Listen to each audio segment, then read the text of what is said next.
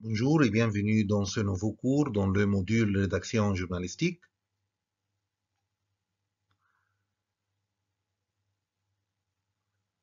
Dans le dernier cours, on a déjà expliqué comment on peut construire un article, la détermination de l'information, la notion de la hiérarchisation et le concept de l'éclairage,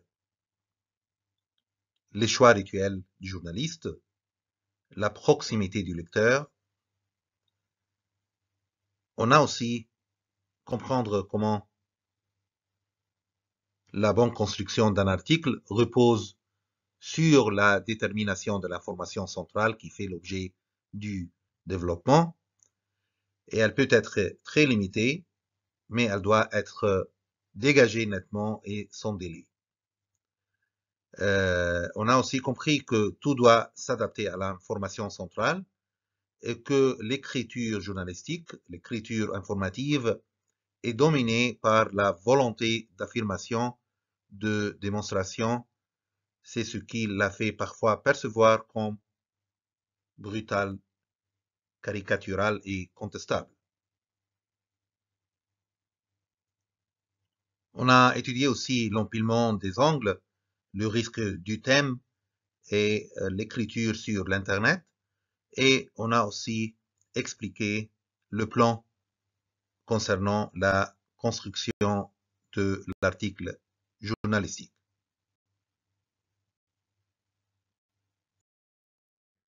Qu'est-ce qu'on va faire aujourd'hui? Plan de secours. On va étudier la relation rédaction journalistique et lisibilité en se basant sur deux ouvrages. L'ouvrage de Benoît Grevis intitulé Écriture journalistique, stratégie rédactionnelle, multimédia et journalisme narratif, et l'ouvrage de Jacques Mourican intitulé L'écriture journalistique. Relation rédaction journalistique lisibilité, informer et accrocher, lisibilité, les approches cognitives, lisibilité, les approches linguistiques, comment on peut choisir les mots, la structure ou les structures de phrases, les nombres et les ponctuations, la longueur de la phrase, la redondance, c'est quoi la redondance, les numérotations, comment on peut utiliser les nombres, comment on peut utiliser les nombres dans la construction du texte journalistique, donc les numérotations, le graphisme, l'utilisation des verbes, l'utilisation des adverbes, transmission fonctionnelle de l'information et la relation avec la lisibilité, donc lisibilité et transmission fonctionnelle de l'information, l'efficacité en rédaction journalistique, les études de lecture, une grille de programme, la notion de rentabilité, le mélange des écritures, l'expression par l'image et les empreintes de la télévision à l'écrit. Écrire pour son lecteur, le respecter, lui communiquer l'information, c'est écrire lisible. Lisible, tout simplement, c'est écrire pour son lecteur, pour attirer l'attention de ce lecteur et en le respectant, lisible, ça veut dire lui communiquer l'information. En fait, selon les mots de Benoît Grevis, si l'écriture journalistique ne peut se confondre avec la littérature, c'est aussi qu'elle doit rencontrer un impératif d'efficacité immédiate. C'est une écriture efficace. La rédaction journalistique doit être efficace. Il incombe au journaliste de transmettre l'information de manière rapide et précise, Transmettre une information journalistique s'inscrit aujourd'hui nécessairement dans un contexte concurrentiel. Les sollicitations médiatiques sont multiples et constantes. Et dans cette marée informationnelle perpétuelle, le journaliste doit sans cesse se faire remarquer et être immédiatement utile, sans quoi son public ne manquera pas de se tourner vers une autre source. Donc, l'écriture journalistique est une écriture efficace, ne peut se confondre avec la littérature. Transmettre une information journalistique s'inscrit aujourd'hui dans un contexte concurrentiel. Les sollicitations médiatiques sont multiples et constantes et le journaliste doit sans cesse se faire remarquer et être immédiatement utile, sans quoi son public ne manquera pas de se tourner vers une autre source. Donc, il vaut mieux avoir établi la stratégie rédactionnelle journalistique avant de se lancer dans l'écriture même. La stratégie rédactionnelle journalistique. Ce plan élaboré par les journalistes pour produire des articles attractifs pour leur public. La stratégie rédactionnelle qui vise à définir les objectifs même de l'article et à structurer les idées clés. Donc, il vaut mieux avoir établi cette stratégie rédactionnelle journalistique avant de se lancer dans l'écriture journalistique même, dans ce type d'écriture. Mais, quelle que soit la catégorie dans laquelle on évolue, une arme fondamentale s'impose aux journalistes ici, c'est la lisibilité. Donc, selon les mots de Benoît Gruvis, quelle que soit la catégorie dans laquelle on évolue, une arme fondamentale s'impose aux journalistes, c'est la lisibilité. La lisibilité comme élément clé dans le texte journalistique parce qu'elle permet au lecteur de comprendre facilement et rapidement les informations présentées. Et c'est pour cela que les journalistes doivent utiliser une langue claire et concise, un langage simple.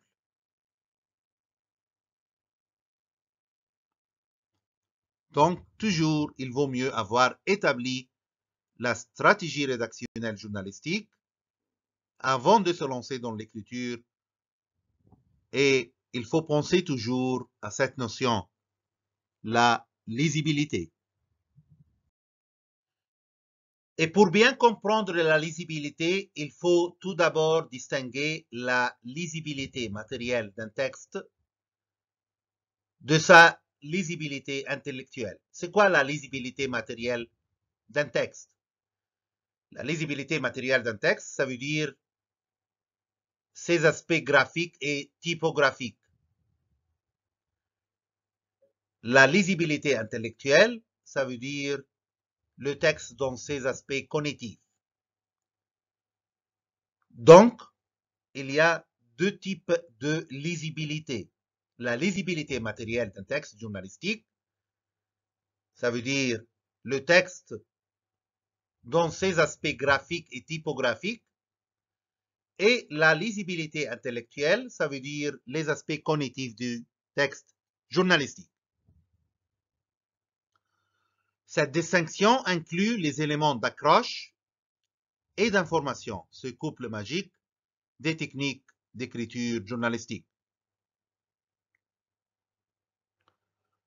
Donc, cette distinction entre lisibilité matérielle et lisibilité intellectuelle inclut les éléments d'accroche et d'information, ce couple magique des techniques d'écriture journalistique, et Gruvis constate ici que dans ce duo, c'est l'équilibre c'est l'équilibre parfait qui est souhaité, mais il est rare. Donc, Grevis constate ici que dans ce duo, c'est l'équilibre parfait qui est souhaité, mais il est rare. Et en cas de conflit, c'est pourtant toujours l'information qui doit dominer, l'information essentielle, l'information centrale qui doit dominer. Le but ultime de la rédaction journalistique, de toute rédaction journalistique, est de permettre au public de disposer d'une information et de la comprendre de la manière la plus complète et autonome possible. Chaque journaliste, quand il rédige son article, son but ultime est de permettre à son public, au lecteur, de disposer d'une information et de la comprendre de la manière la plus complète et autonome possible. Il existe des techniques d'accroche.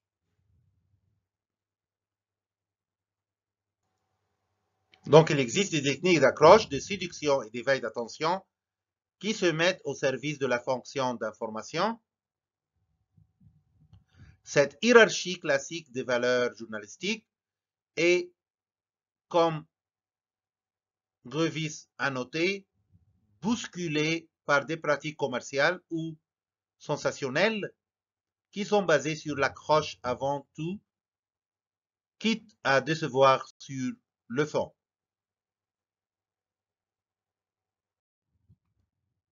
Un certain nombre de principes sont identifiés par les approches cognitives concernant la lisibilité du texte journalistique. Ils relèvent de plusieurs domaines. La syntaxe, ça veut dire la longueur et la structure des phrases. La sémantique, le choix des termes. La typographique, le choix des polices de caractères et leur taille. Le graphisme, la disposition visuelle. L'usage de textes verticaux. La longueur des lignes de lecture. L'usage d'intertitres ou de mise en exergue. La politique photographique, ça veut dire la politique de choix de la photo. Le choix de la photo et le légendage, donc. Syntaxe, sémantique, typographique, graphisme, politique, photographique. La lisibilité, en ce qui concerne les approches linguistiques, le journaliste doit éviter les doubles négations, les formes compliquées et figées, les techniques de rédaction qui visent à causer des effets indirects, les textes où l'auteur, journaliste, suppose que le lecteur dispose d'une quantité préalable d'informations lorsque ce n'est pas le cas. Il faut éviter, encore une fois, ici, le journaliste doit éviter, il faut éviter les doubles négations, les formes compliquées et figées. Ces formes figées d'écriture, comme les expressions, les tournures de phrases ou les structures grammaticales qui sont utilisées de manière conventionnelle, parce qu'elles sont souvent considérées comme des clichés. Il faut éviter ces formes compliquées. Il faut éviter les techniques de rédaction qui visent à causer des effets indirects. Il faut éviter les textes où le journaliste suppose que le lecteur, son lecteur, dispose d'une quantité préalable d'informations lorsque ce n'est pas le cas. Lisibilité, choix de mots et de structure de phrases, choix des mots et de structure de phrases. Il faut éviter, le journaliste doit éviter les phrases trop longues, l'abus de substantifs, articles, pronoms démonstratifs, pronoms possessifs, de mots trop longs ou de synonymes, le phénomène de cran linguistique, ça veut dire les mots ou groupes de mots placés entre deux mots qui devraient être juxtaposés. On entend par là les appositions ou les incises. Et la dépersonnalisation, les mots abstraits et les génitifs qui se succèdent en cascade. Il convient également d'éviter la monotonie des structures et de varier les constructions pour mettre en relief les mots-clés, les mots porteurs de sens. Donc, concernant les choix de mots et de structures de phrases, il faut éviter les phrases trop longues, l'abus du substantif, le phénomène de cran linguistique et la dépersonnalisation, les mots abstraits et les génitifs qui se succèdent en cascade. Et il convient également d'éviter la monotonie des structures et de varier les constructions pour mettre en relief les mots-clés et les mots porteurs de sens. Toujours en ce qui concerne la lisibilité, choix des mots et de structure de phrases, il faut utiliser des phrases courtes, une ponctuation fréquente, un vocabulaire simple, et il faut éviter, encore une fois, des phrases longues et complexes, les tournures passives, l'abstraction continue, l'abus des adjectifs, des adverbes et des noms, le vocabulaire inutilement technique et non expliqué.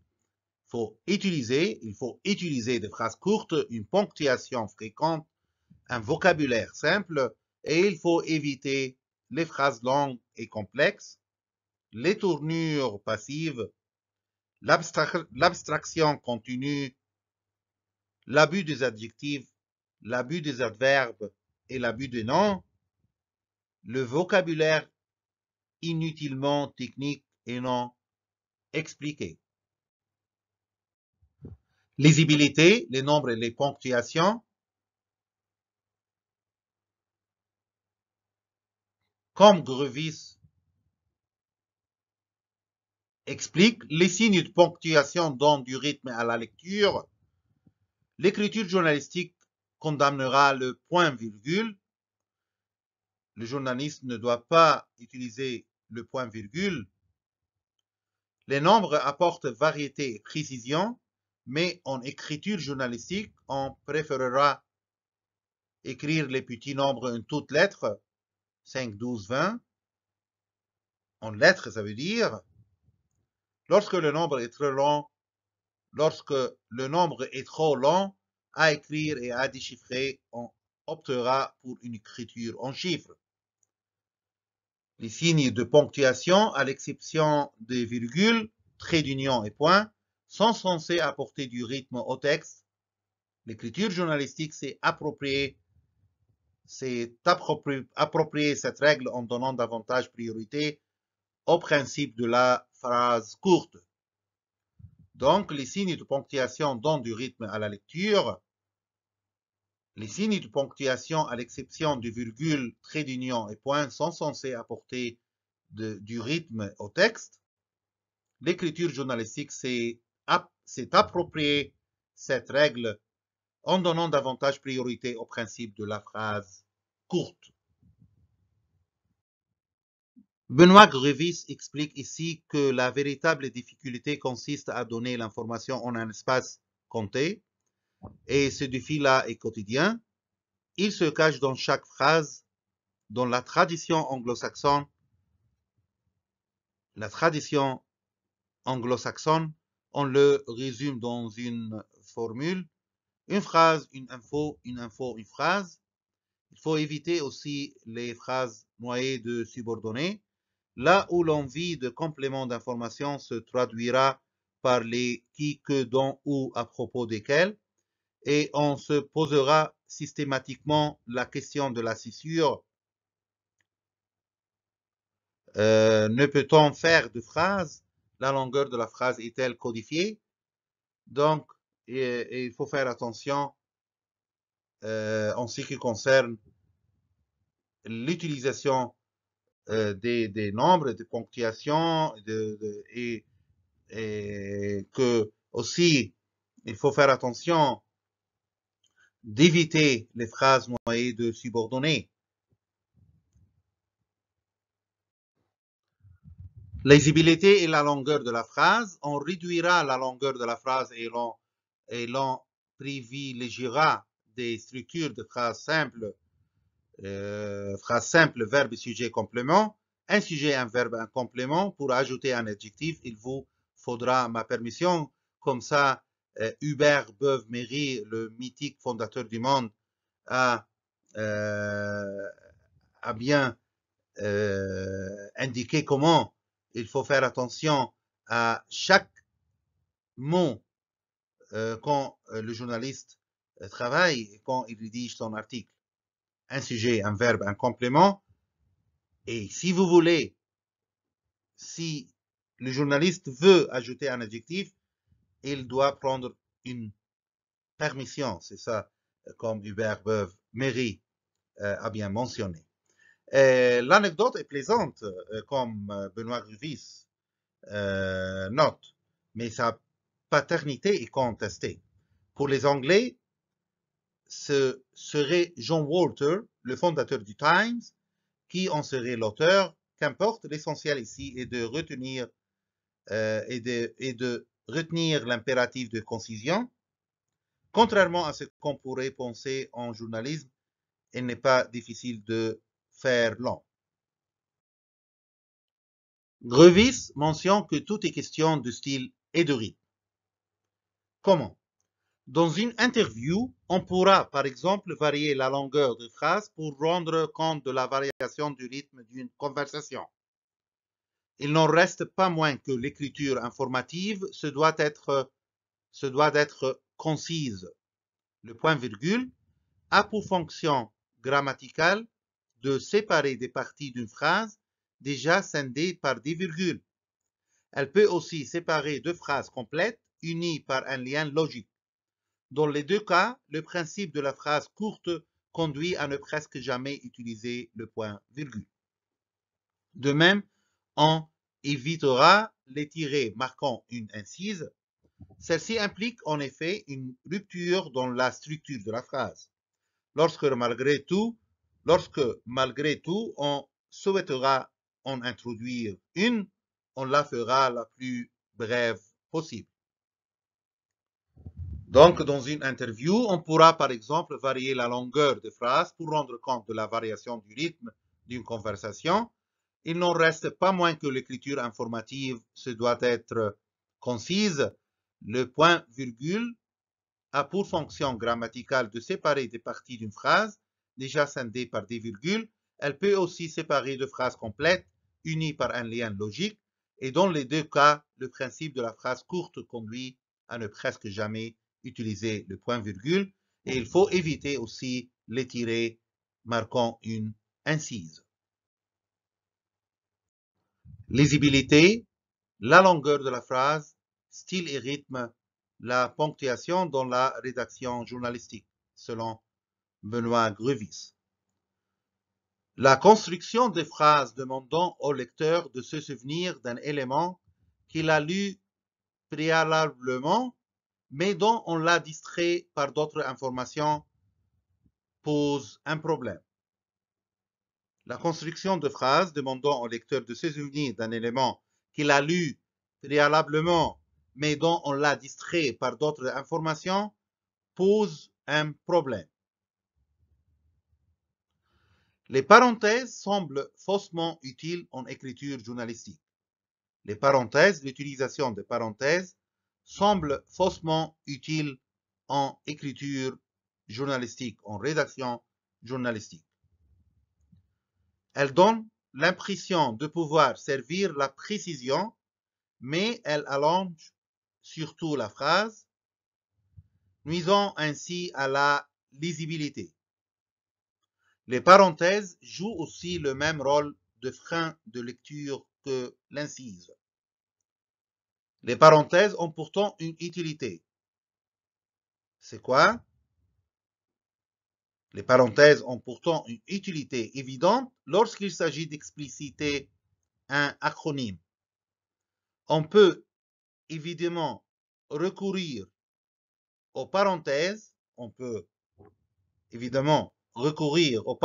pour dissiper le malentendu, mais il est plus lisible d'utiliser la périphrase. Encore une fois, la construction de phrases demandant au lecteur de se souvenir d'un élément qu'il a lu préalablement, mais dont on l'a distrait par d'autres informations, pose un problème. Et les parenthèses semblent faussement utiles en écriture journalistique. Elles donnent l'impression de pouvoir servir la précision. Mais elles allongent surtout la phrase, nuisant ainsi à la lisibilité. Les parenthèses jouent aussi le même rôle de frein de lecture que l'incise. Les parenthèses ont pourtant une utilité évidente lorsqu'il s'agit d'expliciter un acronyme. On peut évidemment recourir aux parenthèses pour dissiper le malentendu, mais il est plus lisible d'utiliser la périphrase. Et la périphrase est une figure de style qui consiste à exprimer une idée de manière indirecte en utilisant plusieurs mots ou une expression plus longue que le mot ou l'expression habituelle, et ça afin de donner de précision ou de nuance à ce que le journaliste exprime.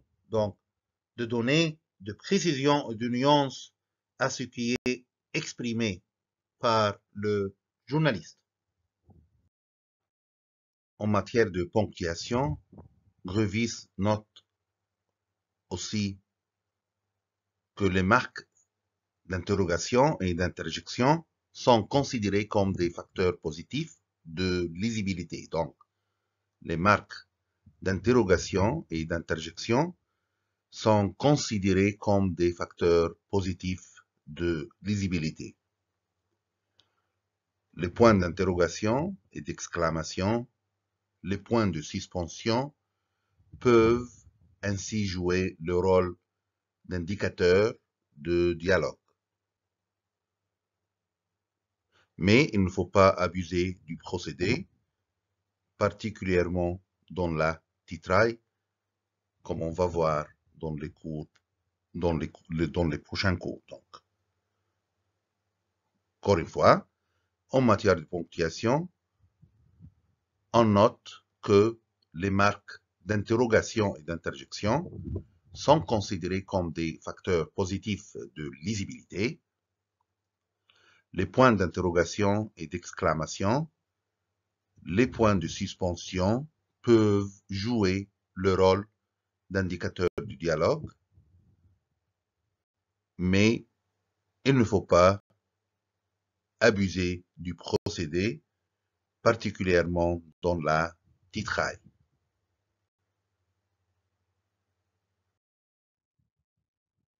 En rédaction journalistique, selon Benoît Gruvis, on privilégiera avant tout le modèle de la narration, la façon de la narration de l'article du texte journalistique, la façon de la narration des événements à couvrir. Le journaliste, son but ultime ici, c'est plonger le lecteur dans l'univers de son article et de le conserver jusqu'à son terme.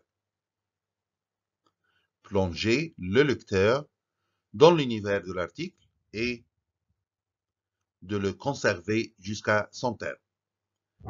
De même que les analystes du cinéma parlent d'état spectatoriel, on visera ici l'état lectoriel. L'état spectatoriel, ça veut dire se réfère aux différents états émotionnels et cognitifs que les spectateurs peuvent expérimenter en regardant un film. Ici, dans la rédaction journalistique, on visera l'état lectoriel. Ça veut dire les éléments et concernant les différents états cognitifs que les lecteurs peuvent expérimenter en lisant l'article journalistique. On cherchera à plonger le lecteur dans le texte et dans la forme du récit.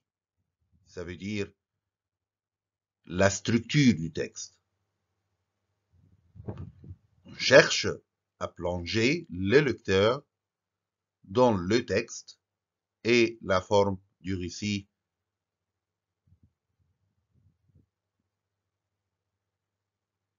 Ça veut dire la structure du texte.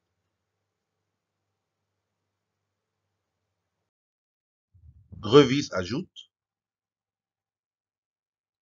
la lisibilité est de même une composante essentielle de cet investissement du lecteur. Si l'accroche consiste à arrêter cet œil sur l'article, il importe également de conserver son avantage. Le lecteur accroché doit devenir un lecteur investi. Sa tendance naturelle est malheureusement à la versatilité. Comme le montrent les études de lisibilité, l'attention du lecteur ne demande qu'à être distraite. On cherchera donc à éviter le syndrome de la tête qui se relève. La lisibilité est de même une composante essentielle de cet investissement du lecteur. Si l'accroche consiste à arrêter cet œil sur l'article, il importe également de conserver son avantage. Le lecteur accroché doit devenir un lecteur investi. Sa tendance naturelle est à la versatilité. Comme le montrent les études de lisibilité, l'attention du lecteur ne demande qu'à être discrète. On cherchera donc à éviter le syndrome de la tête qui se relève. Et j'aimerais mentionner que les études de lisibilité du texte journalistique sont des analyses qui visent à mesurer la capacité d'un texte, un texte journalistique donc, à être compris d'une façon rapide et facile par les lecteurs. Donc, ce sont des analyses qui visent à mesurer la capacité d'un texte journalistique à être compris facilement et rapidement par les lecteurs. Et il y a des différents critères pour mesurer cette capacité, comme la longueur de phrase, le niveau de complexité, la structure du texte, l'utilisation des adjectifs, l'utilisation des adverbes. Ça veut dire tous les éléments qui peuvent influencer la compréhension du texte journalistique. Donc, la lisibilité est une composante essentielle de cet investissement du lecteur concernant le texte journalistique. Si l'accroche consiste à arrêter l'œil du lecteur sur l'article, il importe également de conserver son avantage. C'est pour cela que le lecteur accroché doit devenir un lecteur investi. Benoît Grévis note ici que le lecteur qui interrompt sa lecture d'un article du journal et du magazine y revient rarement. Ce lecteur partira à la recherche d'une autre accroche où il laissera tomber son journal ou son magazine. Le lecteur qui interrompt sa lecture d'un article du journal ou de magazine y revient rarement. Il partira à la recherche d'une autre accroche où il laissera tomber son journal ou son magazine. Les numérotations et les mises en exergue graphiques rompent la logique du récit. Tout en soulignant l'importance d'un élément, elles désignent l'écrivain qui signale à son lecteur la valeur de ces éléments. Grévis explique ici, ce sont des marques d'une énonciation, se dévoilant elle-même, comme si le journaliste sort des coulisses, monte sur scène et indique au public que ce qu'il va mettre en scène est particulièrement intéressant. Cette rupture offre l'occasion au lecteur de lever le nez. Donc, les numérotations et les mises en exergue graphiques rompent la logique du récit. Tout en soulignant l'importance d'un élément, elles désignent l'écrivain qui signale à son lecteur la valeur de ces éléments. Ce sont des marques d'une énonciation se dévoilant elle-même. Le journaliste sort des coulisses, monte sur scène et indique au public que ce qu'il va mettre en scène est particulièrement intéressant. Cette rupture offre l'occasion au lecteur de lever le nez. Donc, cette rupture offre l'occasion au lecteur de lever le nez. On aura donc recours aux numérotations que de manière réfléchie. On les évitera dans la rédaction courante des articles de compte-rendu, des interviews, des ambiances et des reportages. Et seul le genre du billet d'éclairage pourra trouver son compte à cet usage parce qu'il vise à donner une explicitation technique d'une information. On aura donc recours aux numérotations que de manière réfléchie, on les évitera dans la rédaction courante des articles de compte-rendu, des interviews, des ambiances et des reportages, et seul le genre du billet d'éclairage pourra trouver son compte à cet usage parce qu'il vise à donner une explicitation technique d'une information. Donc, le journaliste doit utiliser les numérotations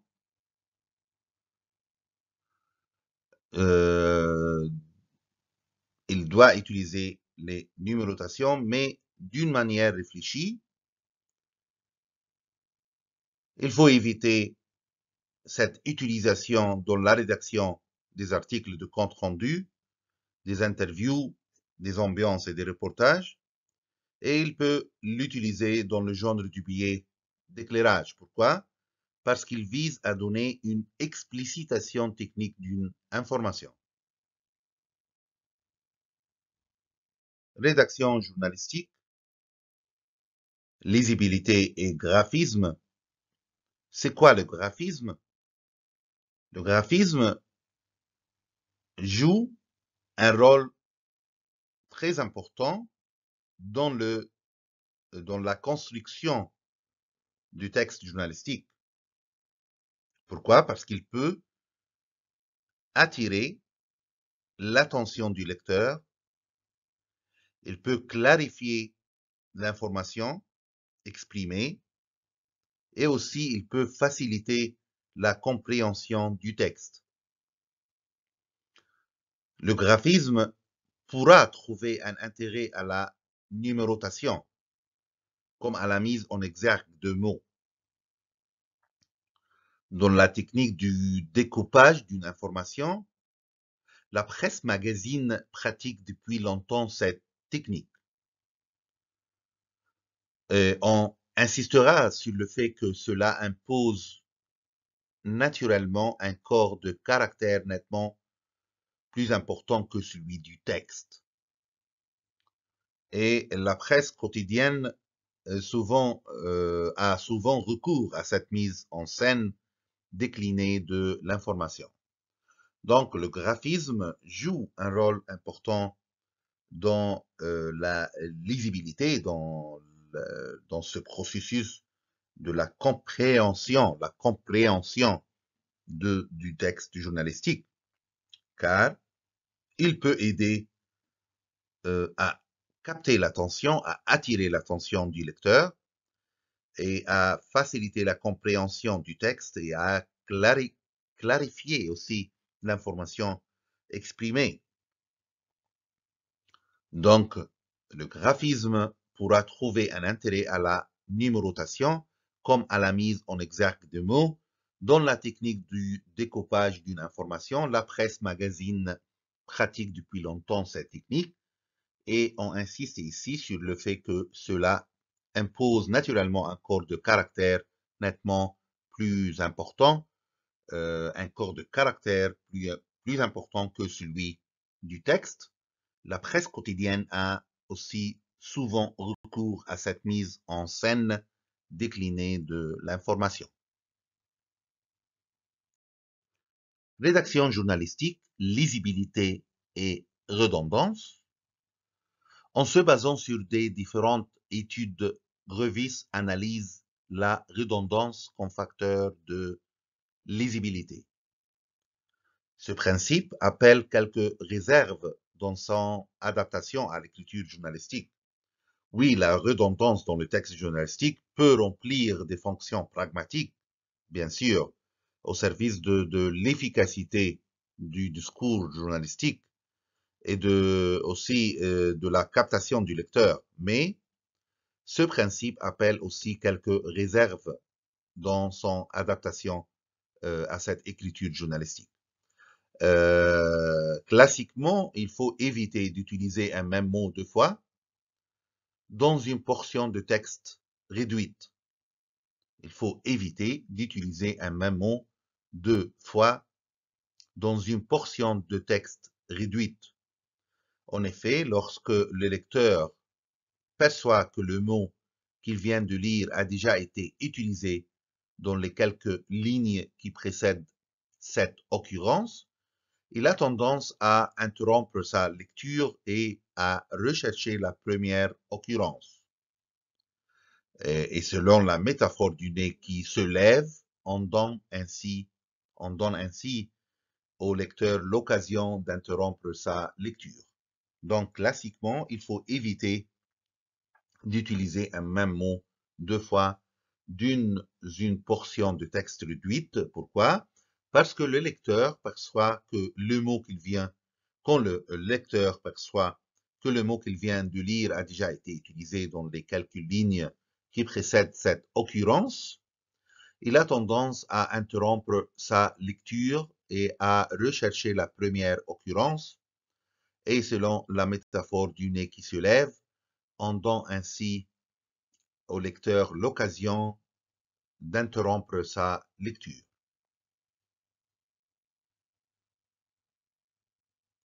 Rédaction journalistique, lisibilité, utilisation des verbes.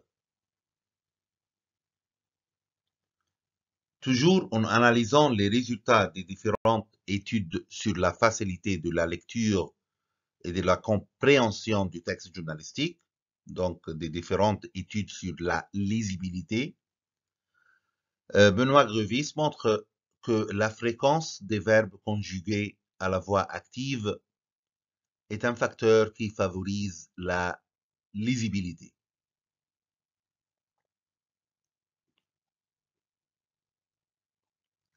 L'usage du passé simple est déconseillé en raison de sa capacité à mettre l'action à distance. L'écriture journalistique cherche à plonger le lecteur dans l'action. L'écriture journalistique cherche à plonger le lecteur dans l'action, tout en cherchant à présentifier son écriture. On travaillera évidemment la perspective temporelle permettant au lecteur de distinguer un avant, un pendant et un après dans la couverture médiatique des événements. Les temps usuels seront donc l'indicatif présent et l'indicatif futur. Et pour indiquer le passé, on choisira l'imparfait ou le passé composé.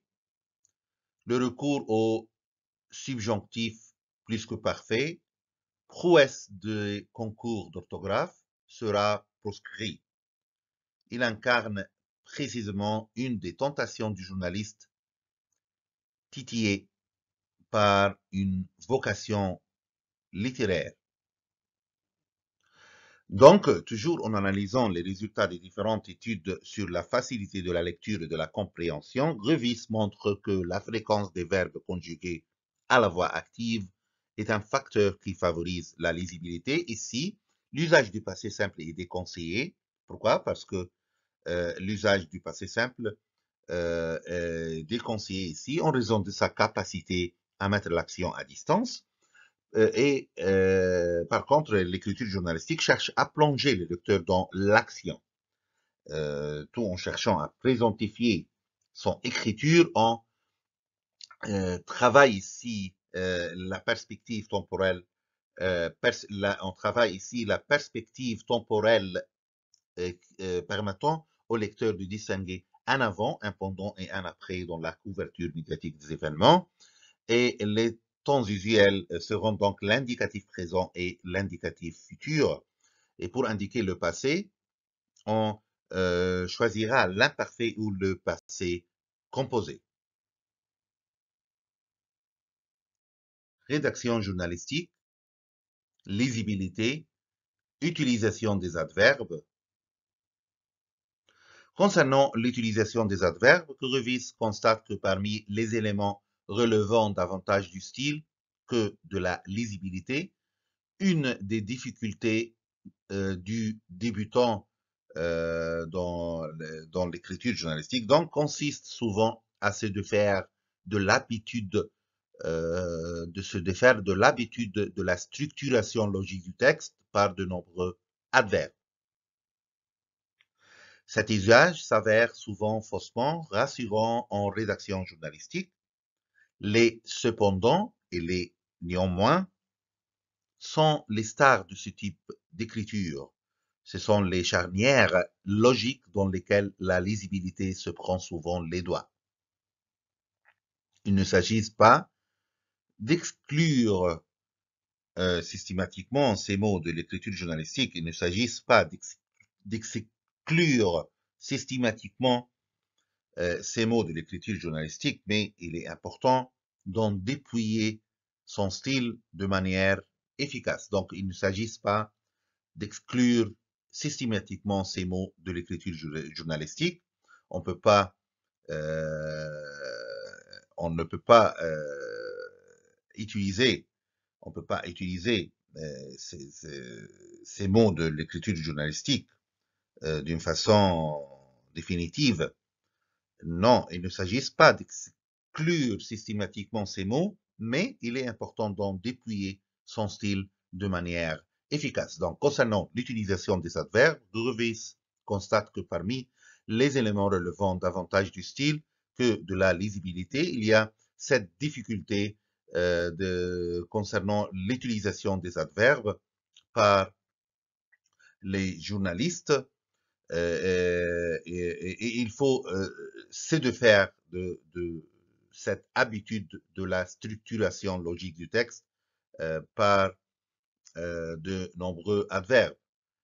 Et cet usage s'avère souvent faussement rassurant en rédaction journalistique parce que les cependant, les néanmoins sont les stars de ce type d'écriture et ce sont les charnières logiques dans lesquelles la lisibilité se prend souvent les doigts. il ne s'agit pas d'exclure systématiquement ces mots de l'écriture journalistique, mais il est important d'en déployer son style de manière efficace. Rédaction journalistique, lisibilité, transmission fonctionnelle de l'information. Benoît Grevis explique que l'écriture journalistique n'est pas l'écriture littéraire. L'écriture lisible ne doit être conçue que comme l'outil de base du journaliste. L'écriture lisible ne doit être conçue que comme l'outil de base du journaliste. Elle trouve son application première dans une transmission fonctionnelle de l'information, telle que la dépêche l'incarne. La dépêche, ce genre journalistique qui correspond à une brève, c'est-à-dire un court article d'information, ce genre qui relate des faits d'actualité récents. Il s'agit ici d'informer les lecteurs sur un événement qui vient de se produire. Et elle est très concise dans ce sens. Dans un modèle hérité du télégraphe et repris par les théories fonctionnalistes de la communication, il s'agit de faire passer l'information de la manière la plus fiable et précise possible d'un émetteur, journaliste, à un récepteur, lecteur. On dépouille donc le message de tous ces éléments non signifiants, de tous ces bruits potentiels. En termes de genre journalistique, c'est le compte-rendu, la dépêche d'agence, la synthèse de dépêche ou encore la brève qui devront, par leur fonction, recourir à une écriture particulièrement lisible. D'un point de vue de formation, le travail sur la lisibilité constitue un passage obligé. Ce sont les gammes du journaliste. Donc, l'écriture journalistique n'est pas, bien sûr, n'est pas l'écriture littéraire. L'écriture lisible ne doit être conçue que comme l'outil de base du journaliste. Elle trouve son application première dans une transmission fonctionnelle de l'information, telle que la dépêche l'incarne, et dans un modèle hérité du télégraphe et repris par les théories fonctionnalistes de la communication. Il s'agit de faire passer l'information de la manière la plus fiable et précise possible d'un journaliste émetteur à un récepteur, à un récepteur lecteur. On dépouille donc le message de tous ces éléments non signifiants, de tous ces bruits potentiels. En termes de genre journalistique, c'est les comptes rendus, la dépêche d'agence, la synthèse de dépêche ou encore la brève qui devront, par leur fonction, recourir à une écriture particulièrement lisible. Donc, selon Grevis, c'est à la capacité de rédiger une brève qu'on évalue la qualité intrinsèque d'un journaliste. C'est à la capacité de rédiger une brève, ce genre journalistique court qui présente l'information de façon synthétique, ce genre qui se concentre sur un événement facile à résumer en quelques phrases, avec son style concis et neutre. C'est à la capacité de rédiger ce genre journalistique qu'on évalue la qualité intrinsèque d'un journaliste. S'il commet de longues phrases aux structures compliquées, truffées de mots savants, d'impressions et de commentaires personnels, troussé au subjonctif plus que parfait, il aura peu de chances de pouvoir montrer ce qu'il vaut sur le terrain. Et la réalité de la vie des rédactions ne laisse aujourd'hui beaucoup de temps aux professionnels pour enseigner les fondamentaux, selon les mots de Benoît Grevys. Donc, c'est à la capacité de rédiger une brève qu'on évalue la qualité intrinsèque d'un journaliste. Conclusion,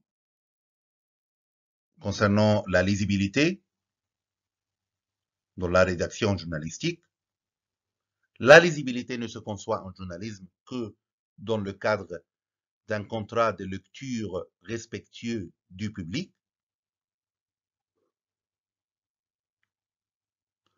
Il ne s'agit pas d'une technique de communication persuasive, mais bien d'offrir une information claire et compréhensible.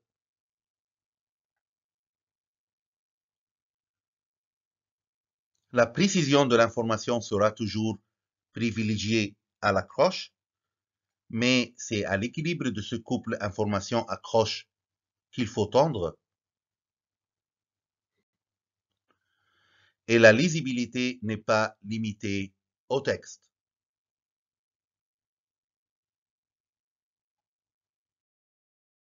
La lisibilité se traduit en principe d'écriture, des phrases brèves, des structures de phrases simples et linéaires, une limitation des adverbes charnières, une ponctuation épurée, pas de point-virgule ni de parenthèse, des termes simples et concrets, des acronymes explicités, des formes actives, des temps présentifiés, absence de passé simple. Dans la pratique, ces principes seront adaptés aux différents genres journalistiques. La lisibilité, encore une fois, se traduit en principe d'écriture, des phrases brèves, des structures de phrases simples et linéaires, une limitation des adverbes charnières, une ponctuation épurée, pas de point-virgule ni de parenthèse, des termes simples et concrets, des acronymes explicités, des formes actives, des temps présentifiés, absence de passé simple, et dans la pratique, ces principes seront adaptés aux différents genres journalistiques. On passe maintenant à l'ouvrage de Jacques Moricon, l'écriture journalistique, en étudiant l'efficacité en rédaction journalistique. L'écriture journalistique est différente des autres. L'écriture journalistique est différente des autres. C'est son efficacité à véhiculer un message qui prime. Elle n'a de justification que par rapport à son public. Selon Jacques Moricon, la rédaction journalistique doit se trouver à la convergence d'une lecture de plaisir et d'une information exacte.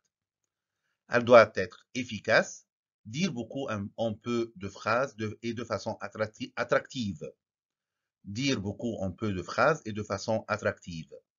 Quelle que soit la réticence des journalistes à l'admettre de façon aussi crue, une idée de rentabilité du mode d'écriture s'impose et on va voir le sens de cette notion. Les éditeurs sont devenus très attentifs aux désirs de la clientèle. Selon Moricon, les études se multiplient face à la difficulté d'imposer, voire de maintenir des publications. De grands groupes testent sans cesse les réactions de leur public face au contenu de leurs journaux.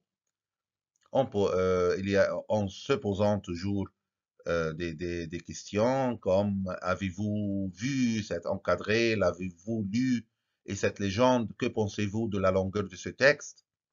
Et dès qu'un essoufflement un peu net se ressent dans la vente, il lance sans tarder une nouvelle formule.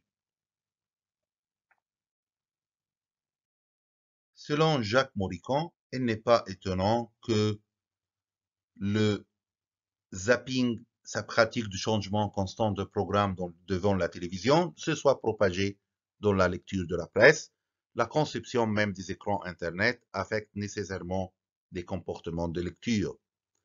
La caractéristique dominante de l'écriture de presse depuis les années 1980 est la prise en compte généralisée de ce phénomène. L'efficacité en rédaction journalistique, étude de lecture, une grille de programme. Jacques Moricon explique aussi le concept de grille de programme. L'influence réciproque entre les différentes formes de diffusion de l'information se traduit en particulier dans la presse magazine par la transposition du concept de grille de programme provenant directement de l'audiovisuel à celui de grille de construction d'une publication. Hebdomadaire et mensuel rivalisent dans l'art de faire se succéder des articles très courts, voire des brèves, avoir des modules un peu plus longs, puis de véritables dossiers savamment éclatés. Il y a dans cette attitude la volonté manifeste d'offrir au lecteur une multiplicité de prétextes à entrer dans le journal, chaque fois que, à des heures différentes de la journée ou de la semaine, il a l'occasion de s'en remparer. Le concept de prise en main, comme disent les spécialistes du marketing dans la presse, a en effet été étudié ici. Il montre que le lecteur n'est pas toujours dans les mêmes dispositions d'esprit pour lire son journal. Le feuilletage, la lecture distraite, puis au contraire, l'approfondissement d'un dossier ont été passés au crible. La notion de rentabilité, aussi Jacques Moricon explique la notion de rentabilité en ce qui concerne l'efficacité en rédaction journalistique. Il explique cette notion en détaillant quelques points qui s'y rapportent. Les publications comptent leur place aux auteurs à la fois pour des raisons économiques, le papier coûte cher, et pour des raisons commerciales, le peu d'intérêt des lecteurs pour des textes longs. Simultanément, ce que les éditeurs de presse savent des attentes de leurs clients montre le désir d'un propos clair et net. On achète moins facilement un journal qu'un livre pour des subtilités, des ratiocinations, en dépit des protestations contraires. Beaucoup d'acheteurs se moquent bien souvent du style selon Moricon. Il est généralement cantonné à quelques rubriques considérées comme décoratives par les rédactions en chef, comme l'éditorial, le billet et la critique. De toutes les écritures, ajoute Jacques Moricon, celle du journal est la plus à l'emporte-pièce. Ce qui compte d'abord, c'est l'information. Le commentaire est un charmant superflu. De très grands titres de la presse nationale ont vu leur existence compromise lorsque, dans leur rédaction, la tendance à l'éditorialisation l'a emporté sur la recherche d'informations. Ici, Jacques Moricon parle du contexte français. Donc, la presse nationale française. On y faisait du style lorsque la véritable plus-value recherchée par le public est celle qui se mesure en densité d'information. Le lecteur en veut pour son argent, d'où ces phrases bien connues des hommes du marketing, ce journal a de la main. C'est-à-dire que rien qu'à le palper, on sent l'épaisseur promoteuse d'une abondance d'informations. Tous les sauvetages du journaux en difficulté ont été acquis par un retour à la recherche des informations, par le service du fait et, simultanément, par tous les éléments de mise en scène de l'information à la fois facilitant la lecture et laissant un sentiment de multiplicité d'articles et d'informations. Selon Moricon, l'écriture à cet égard a suivi clairement cette intention nouvelle. Elle s'est dépouillée et a éclaté en modules courts. Dans le même temps, des évolutions récentes dans la presse d'information générale, comme Le Parisien, Féminine comme Prima et Économique comme Capital, sont des magazines donc des journaux français, ou de reportages, comme JO Grand Reportage, ont montré combien le succès commercial pouvait venir du travail sur l'écriture. Ici, Jacques Moricon, dans l'exemple, ici, les journaux et les magazines en France, donc, mais il y a toujours ces traits généraux qu'on peut généraliser dans les autres pays. Donc, l'écriture, à cet égard, a suivi clairement cette intention nouvelle. Elle s'est dépouillée et a éclaté en modules courts dans le même temps des évolutions récentes dans la presse d'information générale, ont montré combien le succès commercial pouvait venir du travail sur l'écriture, considéré dans son acception la plus vaste. Significativement, beaucoup des exemples relevés viennent de groupes allemands aussi. Ils ont appliqué à l'écriture des techniques de marketing pouvant bien ainsi que c'était la capacité à se faire comprendre qui était en jeu. Donc, une certaine forme de rentabilité de l'écriture, aussi désagréable cette formule soit-elle. L'information audiovisuelle, elle aussi, selon Jacques Moricon, répond à des règles d'écriture. Elle est dominée. Contrainte d'audience oblige par un souci d'efficacité dans la manière de faire passer une information et d'y intéresser le téléspectateur. Il faut le planter dès le premier instant dans son fauteuil et réussir la fin pour qu'il conserve un bon souvenir. Disent par exemple les réalisateurs. Ils retrouvent là une règle observée en presse écrite sur la nécessité de travailler l'attaque et la chute à l'intersection du souci de faire de l'audience et de maîtriser les coûts dans une profession où ils peuvent être très élevés. Se trouve tout le débat sur le direct, autrement connu sous le nom de programme de flux. Il remplit à bon marché du temps d'antenne en donnant aux téléspectateurs le sentiment, ou plutôt l'illusion de participer. En fait, la fonction du journaliste est là pratiquement gommée, tant il est difficile d'apporter une réflexion sur un événement qui est en train de se dérouler. Il n'y a plus guère d'écriture journalistique, hormis quelques trucs de présentateurs. Le programme de stock, lui, le documentaire en particulier, parce qu'il suppose une longue élaboration avant, pendant et après le tournage et d'une très grande complexité d'écriture et vaudrait à lui seul un volume selon Jacques Moricon. Donc, ici, le programme de stock, le documentaire en particulier parce qu'il suppose une longue élaboration avant, pendant et après le tournage et d'une très grande complexité d'écriture et vaudrait, selon Jacques Moricon, à lui seul un volume pour expliquer tous les éléments concernant ce type d'écriture. Ici, Jacques Moricon explique aussi ce qu'il appelle le mélange des écritures.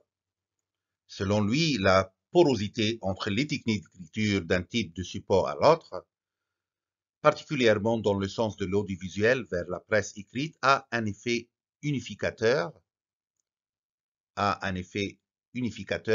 dans la forme de l'information diffusée au public.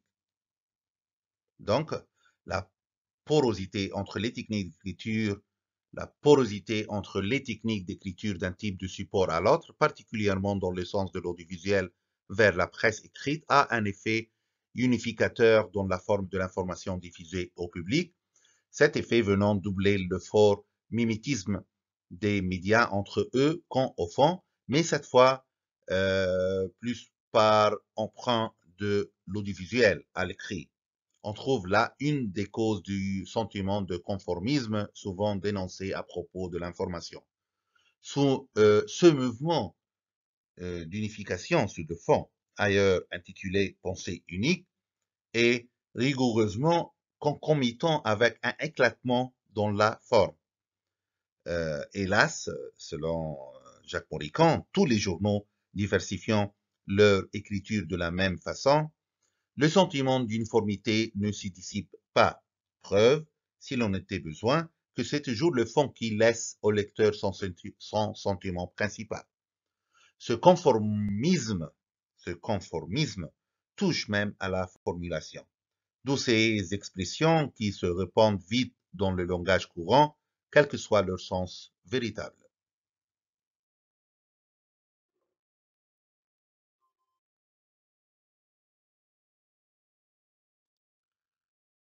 L'efficacité en rédaction journalistique, l'expression par l'image, à l'intérieur même des articles, le recours à l'image dépeinte, la scénarisation du récit sont devenus des procédés constants. Cette évolution est assez préoccupante quant à certains aspects de fond. Ainsi, le procédé qui consiste à opposer deux personnes à la manière des débats télévisuels gagne de plus en plus les colonnes de journaux. La généralisation de certains logiciels, comme Photoshop par exemple, a joué un rôle majeur à la fois de diversification des usages de l'illustration, mais simultanément de banalisation d'une certaine esthétique de la presse. Si leurs possibilités sont considérables, leurs usagers n'ont pas toujours le temps ni les compétences pour les utiliser à plein. Selon Moricon, il en résulte une certaine unité dans les graphismes de presse. Le succès de la visualisation de l'information a donné naissance à une nouvelle discipline, l'infographie. Elle mélange des dessins à quelques mots-clés, au mieux à quelques phrases. Elle sait, mieux que de longs développements, condenser des concepts ou des évolutions difficiles à comprendre dans des schémas. Les infographies sont fixes ou animées selon qu'elles sont reproduites par un journal ou une télévision. Elles constituent un trait d'union symbolique entre les écritures adaptées à divers supports. Elles montrent combien le concept d'écriture peut s'élargir. À cet égard, ajoute Jacques Marican, là encore, l'apport d'Internet est doublement important. D'abord, une formidable créativité s'y exprime dans de ce qu'on appelle d'une formule bien prétentieuse, le journalisme de données. Il s'agit par exemple de visualiser par une carte ou un axe de déroulement temporel un événement en cours, comme le Washington Post avait en 2008 rendu compte pour la première fois sur son site, minute après minute, par une carte des États-Unis des résultats relatifs à la présidentielle. Depuis, la formule a fait tache d'huile à travers le monde. Enfin, la presse écrite, elle aussi, a emprunté au graphisme en usage sur Internet. L'organisation de certaines de ces pages a recours à l'occasion au système des onglets communs sur le site et bien d'autres repères visuels encore. L'efficacité en rédaction journalistique, les emprunts de la télévision à l'écrit. Jacques Marican note aussi que le vocabulaire journalistique courant traduit sans cesse ces franchissements de frontières. Il écrit: on ne cesse de lire dans la presse écrite des formules comme arrêt sur image, comme mixage, qui viennent tout droit du langage des studios. Le langage télévisuel use lui aussi abondamment de formules qui sortent des imprimeries, la une, les rubriques, etc. Plus significatives sont les similitudes de pratique. Le meilleur documentaire télévisé a toujours connu en premier lieu une version écrite. Les diffuseurs peuvent ainsi juger des intentions des auteurs. Leur jargon le désigne d'un terme révélateur, une intention d'écriture. En sens inverse, bien des articles sont nés de l'intention d'illustrer un problème. À présent, le multimédia est une étape décisive dans la vie de ce tout qu'est l'écriture informative. Texte, son et images s'y mélangent. Déjà des émissions de télévision emprunte au graphisme des écrans du micro-ordinateur, cette évolution se fait à si grande vitesse qu'il est difficile de la suivre. Cette évolution se fait à si grande vitesse qu'il est difficile de la suivre. Dans ce contexte, Poulican mentionne que le propos de l'écriture journalistique est de servir le réel en lui étant aussi fidèle que possible. L'écriture littéraire, au contraire, est libre de cette contrainte de fidélité. Le journaliste est censé s'abstraire de la réalité qu'il dépeint. Seuls certains genres journalistiques particuliers liés à la littérature par un lien de cousinage, l'éditorial, le commentaire, comme l'éditorial et le commentaire, lui permettent de s'interposer. Le jeu, exceptionnellement, y devient licite. L'écrivain, lui, peut jouer de tous les effets de présentation que lui offre son talent pour faire naître des sentiments chez son lecteur. Non seulement il a le droit de tricher avec la réalité, mais il sera même jugé à sa faculté de se l'approprier, de la déformer. Au demeurant, certains journaux ont accepté des innovations assez littéraires, par exemple sur le terrain du reportage où la tonalité de certains carnets de route pouvait faire penser à des précédents d'illustres écrivains. Ici, on s'arrête après avoir expliqué tous les éléments liés à la lisibilité et à l'efficacité du texte journalistique. Merci et à la prochaine.